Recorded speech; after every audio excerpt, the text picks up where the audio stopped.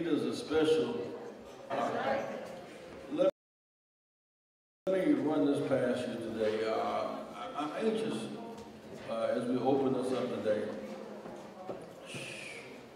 for Reeks to get involved in our struggle every day or every week. This cannot be just a special occasion. Given what we do in this room, we have took the state. Great job. Great. As you said, let's get this party started. Well, First thing I would say, first of all, good morning, thanks for having us here. I think the first thing I would say is Greeks are not engaged. And so sometimes you don't always see, but we are engaged and we are active. You know, each of us has our initiatives on candidates forum for the state attorney's race, and so you know, we're also looking to work together to be more collective voices together, to be more understanding that our voices together had to reach a critical mass. So we fight a little bit since we put them together. It's out the candidate's voice. First, I want you to know, so this is so people to come out to candidate forums, what organizations are doing. But it can always go better. Leadership, it's the leadership. Make sure y'all doing it collectively. Yeah, actually, that was the kind of the answer I was going to give. It's kind of ironic in this day of social media that one of the biggest issues is communication. You know, a lot of times we just don't know, or everyone just doesn't know. We assume that because it's out, it's in these platforms, that everybody must know. And the answer is really that they don't. We have a member of our Social Action Committee who is extremely active with NAACP, Westside NAACP chapter. And so a lot of the things that we get and some of the things that we've done in kind of supporting their activities is because she's there, and so she's bringing it back to us, and she's communicating it to the committee for us to be engaged. And so one of the things that you know, that 50 years ago, you actually had major organizations that actually kind of met together to establish their working foundation, the things they're going to do together. So, you know, today it's a matter of, you know, we're doing some things that we're communicating it out. What we don't have is, that I'm aware of, could be communication. Kind of our major organizations kind of collectively coming to the table, kind of as Kim mentioned, in terms of leadership, and collectively deciding, okay, here are some of the things, top 3 things that we're going to work on together, a common agenda across you know, major organizations in the city. Thank you. And joining us right now, representing the Omega Psi Phi, is Sean Long, 10th District Records and Seals, keeper of records and seals. Let's give it up for Sean.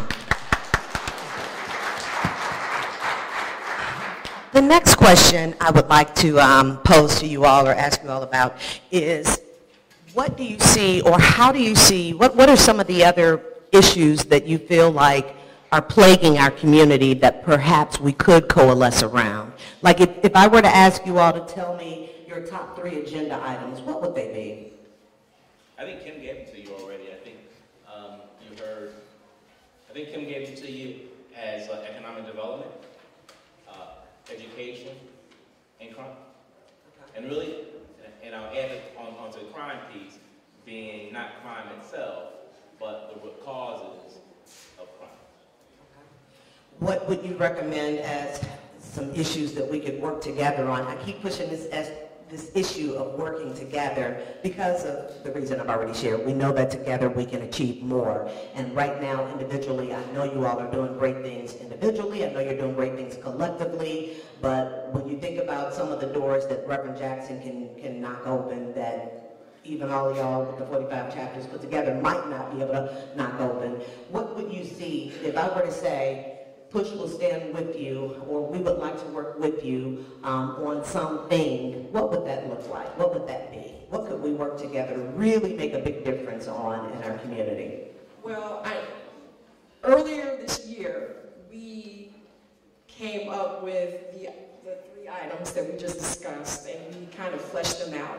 And we spoke with the Black Caucus, the Black Automatic Caucus in the city of Chicago. So there's so many issues right now. Each one of those is jam-packed. But I'll give you an example. We have a school right down the street from here on 45th and King Drive that had rats in it, the Mollison School.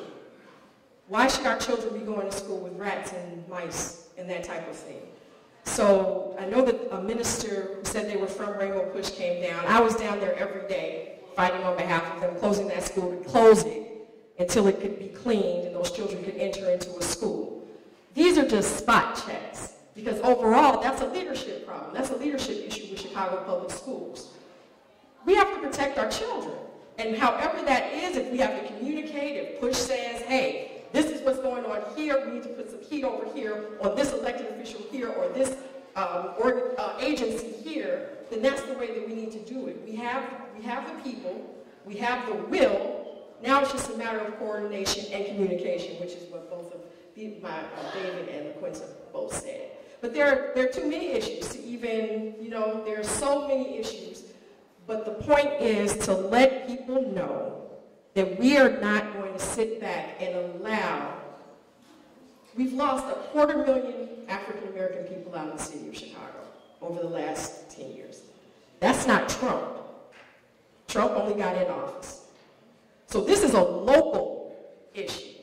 And we've got at least 18 aldermen who look like us. The city reflects leadership. So it's our time now to stand up and say, we want the city to reflect the standard of living that we deserve. However we have to do that as far as coordinating the Greeks, the non-Greeks, Rainbow Push, we should do it. All right, so I got a slightly different priority, and the biggest thing that I see that we need to do right now is change the value system of our young people. When you look at the Divine Nine organizations, we all have one thing in common. We're African American, college-educated individuals, and we have to find a way to make sure that our young people see that and understand what it means when you see the colors or whatever the case may be. But we have to change the value system. And by changing the value system, you change the outlook that they have on life. When you change the outlook that they have on life, you change their lives. I was just talking with one of my fraternity brothers this morning. They did a panel at a juvenile detention center. And he was just talking about how kids as young as 14, 15 years old have been charged as adults for crimes that they may have committed. If we could have gotten to those young people before they committed those crimes, if we would have changed the value system and their outlook on life, if we would have given them a sense of hope, they wouldn't be in the situations that they're in right now. So I think that's one of the key things that we have to do, is work on the value system of our young people. Yes, Reverend. We went to Cook County Jail. We went to Cook County Jail on Christmas Day, really about before the time.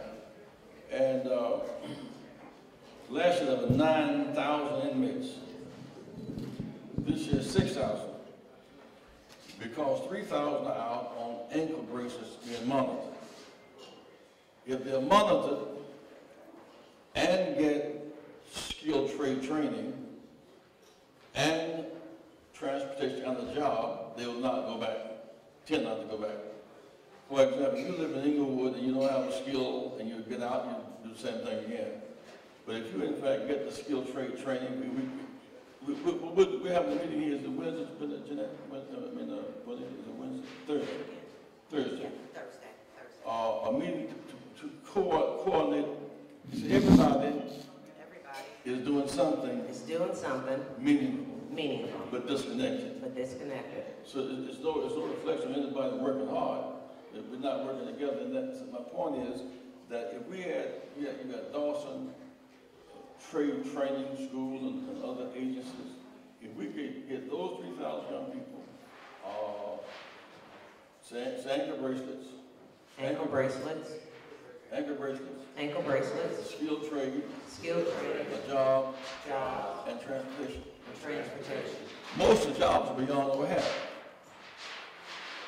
For example, the jobs are not next door. And so the other part, is, of course, in the meeting Thursday, we're trying to pull off, and we really want you guys involved in it, is that we got allies, say Danville, East St. Louis, Lovejoy, Rockford, Aurora, Kankakee, North Chicago. We get to see the bigger picture of our power, because there's going to be a race between J.B. Pritzker and Kennedy, right? We're going to make that kind of, while we fight Ransom Roach at a given school, that's a big deal. We also got to have state power, right, guys? Yeah. So please, Thursday, it's 11 o'clock. Please try to have representation at that. We're trying to build a statewide infrastructure that people, if we just move in Chicago and Danville, it falls off the level. East St. Louis falls off, right? Okay. So we must have a statewide infrastructure to fight statewide oppression. Thank you, Reverend. And so, yes, let's give it up. So, one of the I guess, the challenges that we would like to put before you relative to the statewide initiative that we're dealing with, we're doing a combination of the clergy that are heads of their respective denominations. We've got the state officials, some of the local officials, and our goal is to come up with a plan to reduce recidivism, because we do see that as not only one of the weaknesses and one of the traps, really it's the modern day slavery. If you look at Cook County Jail alone, a whole middle class has been built on the backs of our brothers and sisters. And the average person working at Cook County Jail is making like $83,000 a year to keep an eye on our brothers and sisters. So we're trying to reduce recidivism, but more importantly, to your point, Brother Sean, trying to make sure that we have the right values, checks, and balance in place to prevent them from going in the first place. So it would be wonderful if the Pan-Held leadership could look at joining forces with us as we deal with that issue. You know, we're finding now that as young folks are applying for jobs, we know everything's online now. They shared some examples with us in the last leadership meeting we had where, you know, the question that says, do you need a visa on an online application? Some of our kids were saying, yeah, because they thought they meant Visa card. Do you have a sponsor? Yeah, some of the kids were like, yeah, my brother's sponsoring me. You know what I mean? So there are little nuances like that that we're just missing the boat on, which result in our folks not getting jobs, which makes them turn to the illegal things to stay ahead. What would be, I guess, if you all had a magic wand, and I pose this to each one of you, if you had a magic wand and there was a particular issue, and aside from your top three issues, what do you think from a civil rights perspective, where do you think we have the most vulnerability? We know that we fought for public accommodations. We know that we fought and we have the right to vote. We now have the right to participate in all aspects of society, although there's, to me, from my judgment, I do still see so many acts of racism in so many different ways and on so many different levels. But for the most part, legally, we have more freedoms than we've ever had before. What do you see as our biggest vulnerability? So mine is, again, it's a little bit different because I'm going back to the value system. Our biggest vulnerability to me in the black community at this particular point is supporting black businesses, reinvesting back into the black community, and understanding the economic power that we have as African Americans.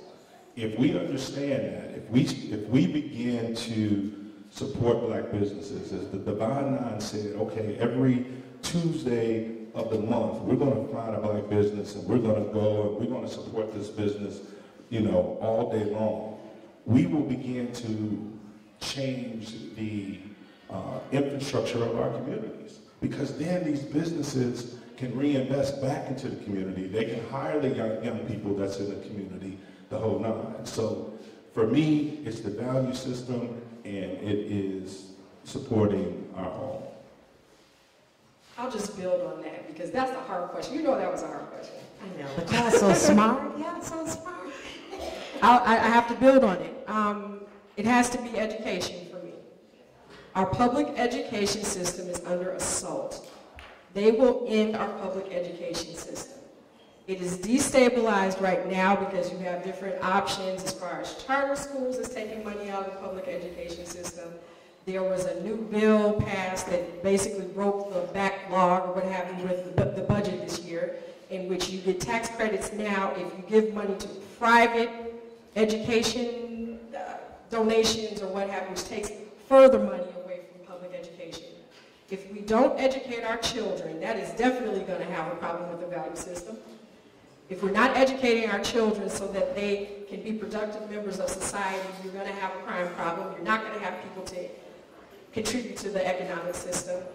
We have to do something to let people know that we're not going to end our public education system, that it is important to us. Education has to be key. Thank you. For me, I guess it would be knowing your history, knowing where we came from, what struggles we went through, and what is still on the horizon. A lot of young people don't know all the struggles that African Americans went through, especially in the city of Chicago, when we had Harold Washington as the first black mayor. All the struggles and the pitfalls that he went through just to be mayor. He get elected one time and get a second term. We need to know, and they need to know what we went through as far as history and how to prevent those struggles to move forward. So your question was, what's a vulnerability? And I would answer that question a little bit differently, and I think, in a way, success has become a vulnerability. Limited success, but success. So, right, I'm doing well, so I can move to the suburbs. I can do certain things. If you look 50, 60 years ago, we were all in the same, right? We were all in the same bucket together. And today, I think some of us, have climbed out, think they've climbed out, and it's only for the right person to remind them that they're still in the same bucket, for them to jump back in and realize, oh, let me come back over with you guys. So I think success, or the appearance of success, is one vulnerability, because it takes away this common thought of we're all in this, right? We're all fighting for something.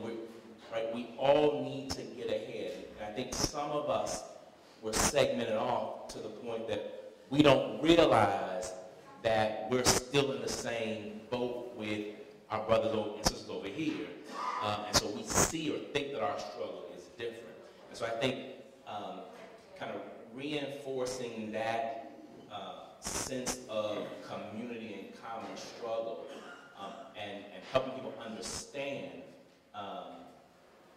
that we're still all in the boat together. You may look like on paper you've progressed. You may look like in kind of these societal norms that you may have progressed over and you've crossed over, but you're just one tragedy away from somebody reminding you that you're still in that same bucket. So again, finding a way to kind of reinvigorate some kind of coalescence around that common goal sense of community. You're absolutely right, Brother David. Thank you so much for that. But on that same line, suburban segregation is as devastating as in the city. Yeah. Most home foreclosures were the home foreclosures in the suburbs. The reason I'm trying just to look at the bigger vision, say vision. Vision. How many of you would like to have a BMW? Or have a like to have a BMW? One is that 340 BMW dealership. 5 black. Not one in the state. Y'all get I mean, it's one thing to support like business, that some businesses that don't exist. So if in fact there are 340 The 340 BMW dealerships BMW dealerships. and not one And not one in this state, in this state. that's a boycott issue. That's a boycott issue. That's bigger than, that's a lot of jobs involved in that. So if those kids who are in, we mentioned crime, those this time a year ago, the 9,000 in Cook County, then 3,000 are on the streets. Unless we fight to get them in trade skill training, a job in France, they're going back, they're going to commit grandmother out, right, guys? Mm-hmm. Sometimes I want us to make sure we grab some issues big enough that correspond with our real power. That's right. Because if we get State state power, power. determine how we relate, How we relate. East St. Louis, East St. Louis. Kankakee, Kankakee. Champaign, Urbana. We got to think in terms of about bigger purposes. So all those votes matter. When you look at somebody winning or losing a race by one vote in Virginia, right? You can't discount Danville, right? You can't discount Towns. You can't discount Lovejoy. You can't discount North Chicago. And so we're trying to convene our state family. Within the state family, each of the schools, for example, right now, Victory won this year, automatic voter registration. Each state in America is registering right now, 10 of them, one of them is Illinois. All those kids were in jail, not being convicted, eligible to register. And what I'm saying is that even those who come out of prison, when they come out, they can vote. That's different. So I'm trying to put up 2 or 3 things, we fight, make sure, and please come back next week when we can all be in one room together. Because when we meet Thursday from 1 to 12 to 11 to 1, we're going to figure out what things connect us with the rest of the state. So we'll all have frat and sorority brothers and sisters throughout the state. We cannot afford to have any of them in isolation. Every link in the chain matters, right, guys? Yes. Thank you for that, Reverend. Sure, absolutely. The one thing that I would also add to that, because I completely agree with it, is that when we join together and figure out what it is that we have in common and what it is that we want to attack, that we make sure that we're given the right marching orders. And when I say that, all the candidates are going to have pretty words for us, because everyone would want a voting block of Greeks, because every Greek person has at least 10 people that they're also bringing to vote, right? Or at least 10 who have 10 who have 10. But if we don't make it clear and get commitments, it's all for naught. But my point is that if in fact ministers and Greeks and NBA and NBA, if all of us together, we set that agenda together. That's right. There ain't no Santa Claus will bring the agenda in one night. We set the 10-wide, the 10-state point agenda. I mean, look at the amount of money we got in UAW and SIU and the National Pension Funds. That's how those billions. Also belong to us. When they escaped the suburb, the first person to get busted, said they targeted black and brown homes in the suburbs. They took our suburban homes. And they were charged us for houses and cars and churches. And colleges. We got several churches right now facing foreclosure. They overbuilt during the bubble burst. So as we prepare to wind this down, because I believe the men of Omega have a little something they want to do with Reverend, and I'm going to ask them to prepare for that. As we wind down, I guess there are 2 things that I would like to close out on. One, I'd like to find a date and time that would work for all of the Panhandle leadership to consider and become a part of the statewide initiative that we're trying to put together, so that we can address all these issues, so that we do have almost every facet of our community represented: Greek, faith-based, political, business. So if you could begin to ponder that and let me know a date and time. I know we work during the day, and I don't know if Thursday at 11 is the ideal time frame for you all to come to a meeting, or if there's another time that we can look at to make it more holistic. So I want you to consider that. And then the other thing I would like for you to do is give me whatever closing comments you have. Do you think it makes sense for us to push to come together? Do you think it makes sense, what we've discussed today? There's, again, so much at stake economically, educationally, socially, safety. I mean, you call the roll. Almost everything that's happening in society probably impacts us the most. So share with me whatever closing comments you have on what we can do to make a difference, or how we should move forward. Well, I think we have to come together. I think it's imperative. When you look at the black business structure in this country, Chicago was the base. And it was because of people like John H. Johnson who helped develop a lot of other black businesses around what he was doing with Ebony. When you look at the black political base, where you had Reverend Jackson running for president in 1984, 1988, you had Barack Obama coming out of Chicago to actually become president. All of that is because of Chicago. And so Barack couldn't have come out of Atlanta or Philadelphia or Detroit. He was coming out of Chicago. And so for us, we have to realize and understand the power that we have to change lives in Black America is right here in Chicago. And I do believe that working together with PUSH, the Divine Nine, I think that we can evoke the type of change that we need to see. Thank you so much, Brother Sean. Thank you all again for allowing us to come here today.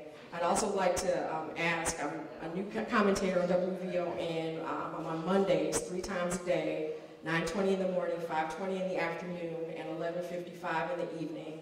And I have a show on WVON at 5 o'clock tomorrow every Sunday. So we're talking about these same issues on all of these things. But the one thing I'd like to remind everyone is when we were the strongest in our civil rights movement, we had very little representation that looked like us. We are at about 50 to 55,000 African American elected officials around the country, and we're suffering as much, if not more, right now in many areas. We're not getting the return that we're putting in, okay? We're not getting a return on our investment. We have lost 250,000 African American people in the city of Chicago or Cook County, larger area. But we still, as Black people, have the largest voting bloc because a lot of the people who have taken our percentage or what have you, they can't vote because they're not here legally. So I want you to know the power that you really have. But I also want you to understand that we cannot keep giving that type of voting power for empty promises. It's important for us to literally talk about what our plans are, talk about our 10 points, talk about our agenda, and get commitments before we vote for anybody. Because we have to work smarter and a little bit harder. Thank you. Thanks, Sister Kim. I also want to thank you guys for inviting us to come out and speak on this very interesting topic. And I want to close out with just remind everyone that to me, education is the key. We need to educate to know our history and to know who we are and what we're doing. In my family, Friday nights is not just a party night. It's a education night. We turn off the TV. We don't listen to regular movies. We watch CNN. We watch NPR. We listen to educational things. And then we talk about what's going on in the government, in the world, and how that affects us, and what we can do to affect each other. So we may do a project for community service.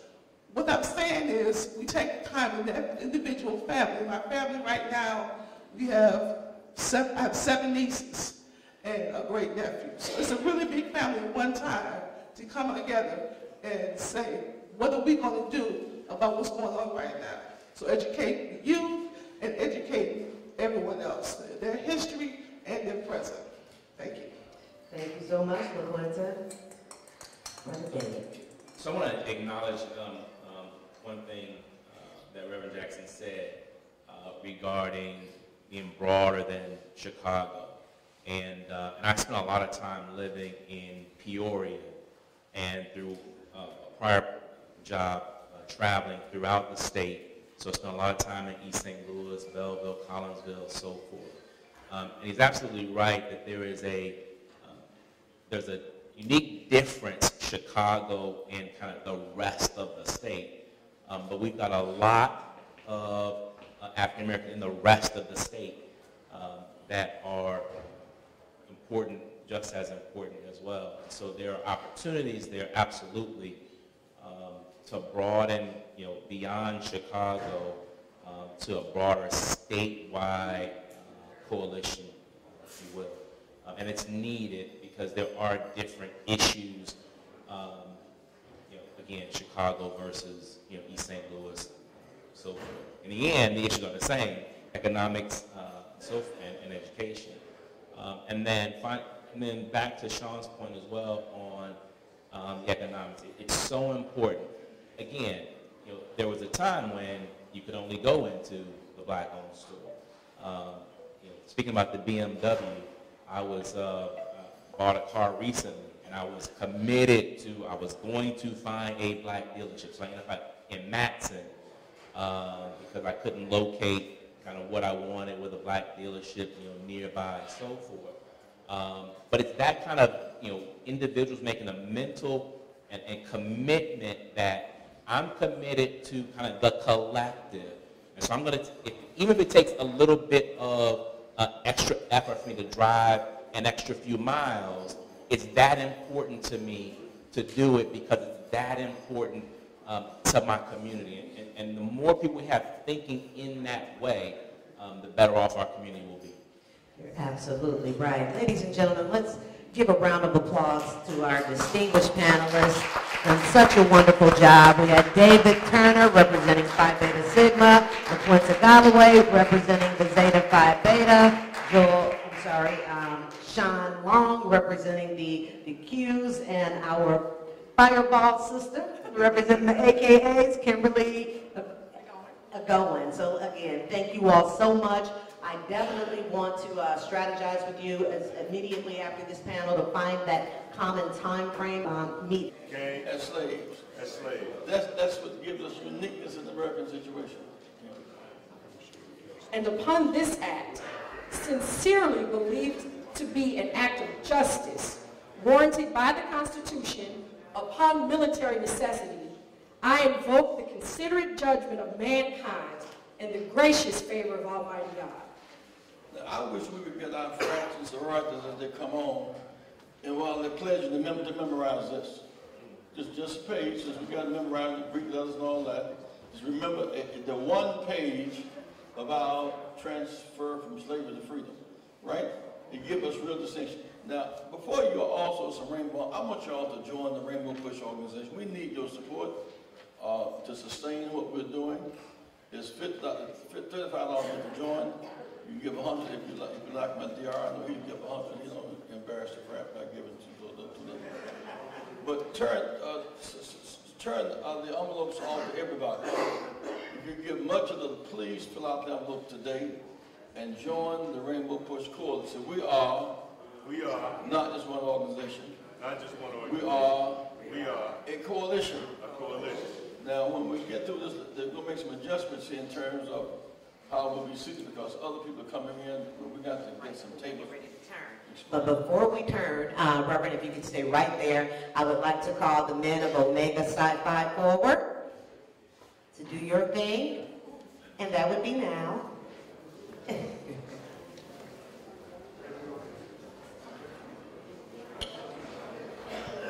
For those of you who are just joining us, as you all may or may not know, Reverend is an Omega Psi Phi, so the Omegas came out in big numbers today to show their love and their support for Reverend Jackson.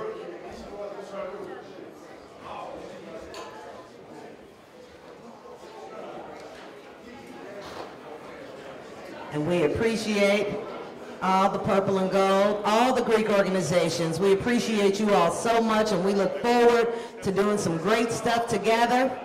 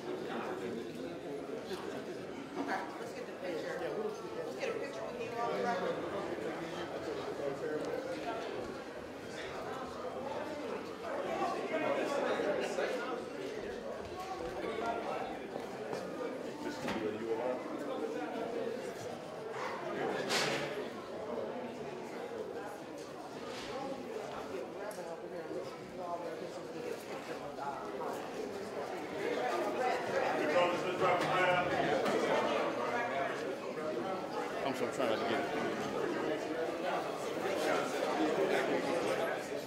I'm gonna step in front of you for this one. I got to.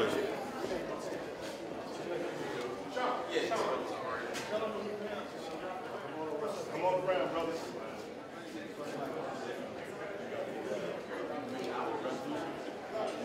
Leave that right there. Come on, Brian. Brian, get in there. Brian.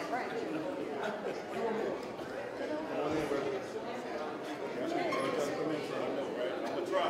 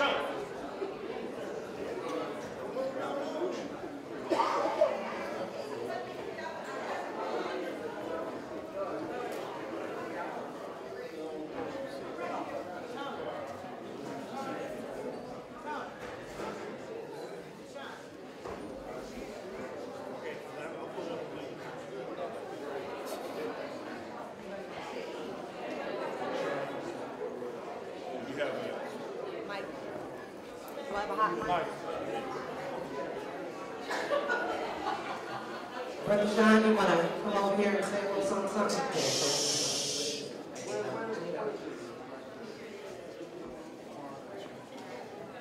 I don't know if it'll reach this far.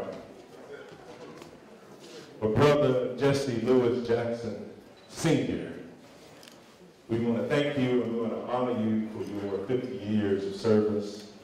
You pledged in 1960, Passau Chapter, University of Illinois. You became our second vice grand boxless when you went to North Carolina A&T, which was the highest office that you can hold in Omega as an undergrad. And so for your 50 years of service, we want to thank you. We want to honor you. We want to give you this jacket. Brother Charles Bruce is going to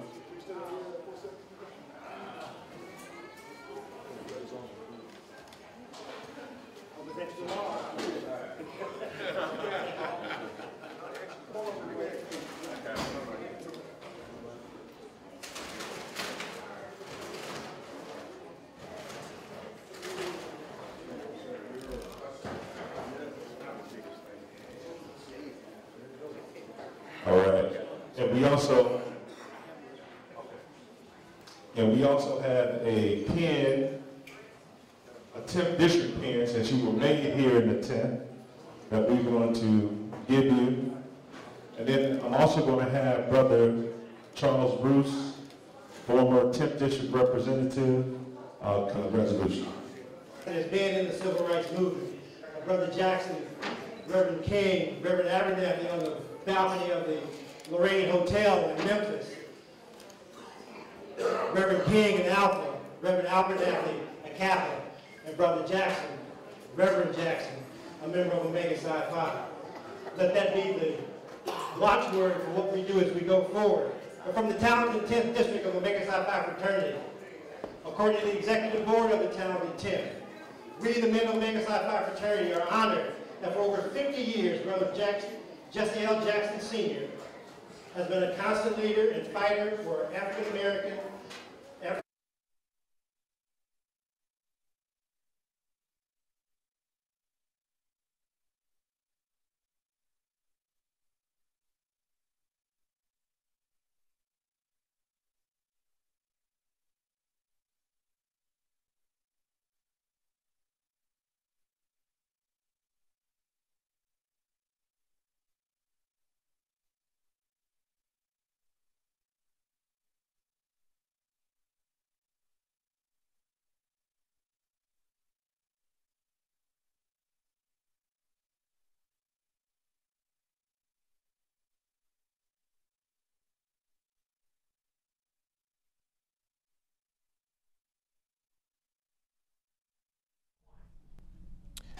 Greetings. We want to welcome you to another live edition of the Saturday Morning Forum with the Rainbow Push Coalition. This is a special edition of our broadcast. This is Youth Day at Rainbow Push, and we are celebrating it with a Millennial Summit.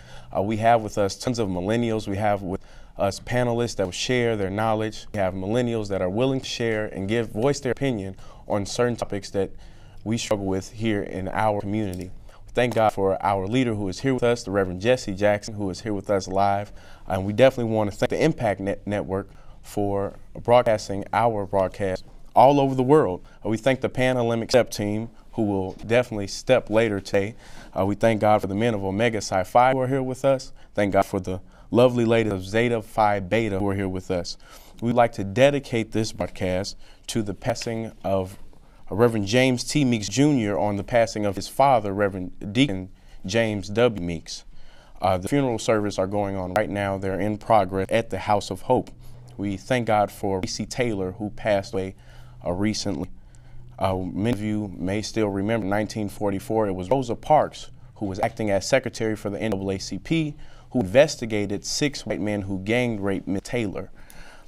We want you to join Reverend Jackson Monday for our annual Jubilee service, Monday, January 1st, 2018. Reverend Jackson will be here at the International Headquarters of Rainbow Push Coalition, 930 East 50th Street, Chicago, Illinois. Reverend Jackson wants us to push the importance on what the Emancipation Proclamation means to us and how it is tied into the date of January 1st. It is more than just celebrating a new year. It is celebrating our freedom as a people. January 1st, 1863, the Emancipation Proclamation was signed by President Abraham Lincoln. Reverend Jackson would love for you to join him on January 1st, 2018 with a Jubilee celebration. We want to let you know that we are giving away 250 coats to children today. This, like I mentioned earlier, this is a millennial summit that we're celebrating today, so we want to give to the youth. We thank God for December being our anniversary month, as well as our membership drive month. So if you're not a member of Rainbow Push, we urge you, join Push before you need to join Push.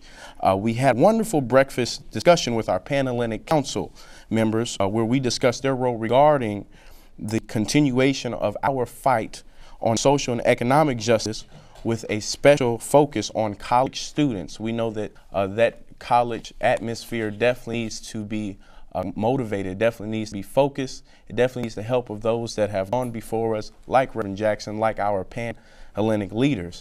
We thank God for Reverend Jackson, who is here with us today, and he is going to give remarks. It's my honor to introduce him. He is my mentor. He helps me tremendously. We thank God for him. He's done so much in the Black community, in the international community abroad. He's an international leader. He is the Reverend Jesse Lewis Jackson. Reverend Jackson. Thank you for your presentation. Today is a different kind of presentation for us. It is Chicago cold, like on the real side. Temperature went down to -0 and the wind blew. Our pipes burst and the water froze, and so it's cold in auditoriums. We're making modifications. Some are here in the studio, other upstairs in the community hall and all over the building. And as we gather today, the weather is cold, our hearts are warm, and our joy is great. This weekend has special meaning for us. The Bible says, remove not the ancient landmarks our mothers and fathers have set. It also talks about how grateful we should be when God puts his mighty hand in to end slavery. The Watch Night service is not just about good guys with the church and social people who have parties. December 31st, 1862, after 244 years in slavery, Lincoln said on that fall of that year, if the South does not reconcile, they would in fact free the slaves and break the economy. When you break up the free blacks, you break the Southern economy. We worked for 240 years, but we worked without wages. We were in fact enslaved with no rights. The Supreme Court said the white man was bound to respect. And they did not comply. And so on the night of December 31st, we had our first watch night. We watched and prayed all night long, hoping that he would not be killed the next day. He was eventually killed, I may add, hoping he would not change his mind, hoping that we couldn't lie, we couldn't march, we couldn't protest. And so on that morning, he signed the Emancipation Proclamation, January 1st, 1863. And it became Jubilee Day, thanking God for freedom. We joined we were free to join the military. We joined the Union Army. We defeated the Confederates. We saved the Union and ended slavery on January 1st. Now, one argued, well, we've got the 13th Amendment. If we had lost the war, it wouldn't have been the 13th Amendment. The beginning of the end of slavery was January 1st, 1863. We want people everywhere around, in your church, around the nation, if it's just a handful, have you a January 1st celebration. Also, January 15th is Dr. King's annual birthday celebration, celebrated around the country. But this is the year of 2018. If we use our strength, the negative force of Trump can be defeated this year. If we vote with our numbers, as we got the election in Virginia, we won. 1 of every 5 votes was black. We won in Virginia. 1 of every 3 was in Alabama. We won. We can win all across America.